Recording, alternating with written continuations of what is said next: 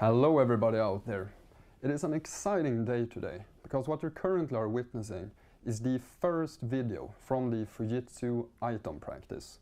In this series of videos we will together debunk and touch the topic of IT operations management more closely, especially in the context to ServiceNow. So with you here today is me myself. My name is Alexander Ljungström and I work as the ITOM product line lead within the Fujitsu ServiceNow practice in the EMEA region. Before we get started with this video series, I thought it makes sense to of course start off with an introduction, so you get to know our practice a bit more. As a part of this introduction, I prepared 4 simple questions to answer a little bit more around our practice. The first of these questions is a fairly simple one. So why Fujitsu and ITOM? What is the decision behind there? Well, first of all, Fujitsu is not really new to ITOM as a concept. So we've been doing our own data monitoring, we have our own data centers, we have our own hardware manufacturing, you name it. So one could definitely say that IT operations is in the very core of us. We live and breathe it every day. So for us, it is therefore only natural to take the step and expand our portfolio to now include the ServiceNow innovative ITOM proposition. So the second question, which I think is highly relevant, is then, what is the Fujitsu's approach and philosophy about ITOM? And I like to see it together with my colleagues as ITOM is not only a matter about infrastructure or devices or monitoring. No, quite the opposite. It is something more. So ITOM is almost a living organism, which represents a flow of data and information. This information goes between different people, different systems, and different processes. And the first of those things, the people, is also what is the most critical part. Because without the support of the people, it's very hard to implement any form of transformation or new solutions.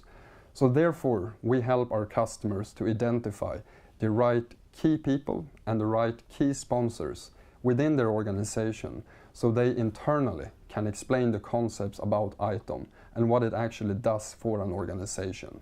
And this for us is the most critical part. Of course, not mentioning the fact that we deliver and implement a flawless technical solution. The third question, which I often encounter when I get out at customers, is what does ITOM mean today? What is this concept really about? And here I think it's important to split it up into 2 pieces. The first one being the operational one and the second one being the business one.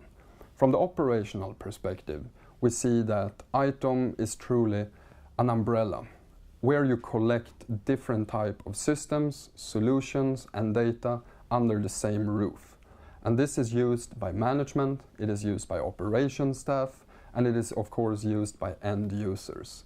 So from this single system of record, you have then one go-to place when it comes to getting real true insights into the health of your IT landscape. May it be for root cause analysis or to make more driven decisions, it doesn't really matter. And finally, the part there which is utmost important is the automation part. For also from a business side of view, you want your people to work with more innovative tasks, not the mundane ones. You want to automate more and more. So it's both relevant for the operations and business to have automation in place. So from that very perspective, it's also equally relevant to get good real-time insights about how the status is, about how do you make more informed decisions, where should you put your efforts, and how should you expand more, what is the financial impact of IT operations management. All of these bits and pieces come together today. But it's not only about today, because if we look at the future then, what does ITOM entails? Well, one can of course only speculate, but a few years from now, I think we will see more and more of AIOps. And what this essentially means is that we have bigger and bigger data sets, which we generate internally in our companies. We take them from public data sources, or with use and share with our partners and third-party systems. And to manage this data and to triage it and to put it into a business context, an operational context, that is the key. And this can be done via ITOM and AIOps more specifically. So here we're speaking about machine learning, intelligent automation, artificial intelligence, of course, predictive analysis, and all that comes with it. So ITOM is not only something relevant today, but also tomorrow and the day after that. And if you'd like to discuss ITOM more, I highly suggest that you contact us and our ITOM practice. We are always happy to have discussions and to help you plan the next step in your ITOM transformation. So I hope you are happy with this short video introduction, and stay tuned for more videos, of course. Thank you all, everybody, and have a great day.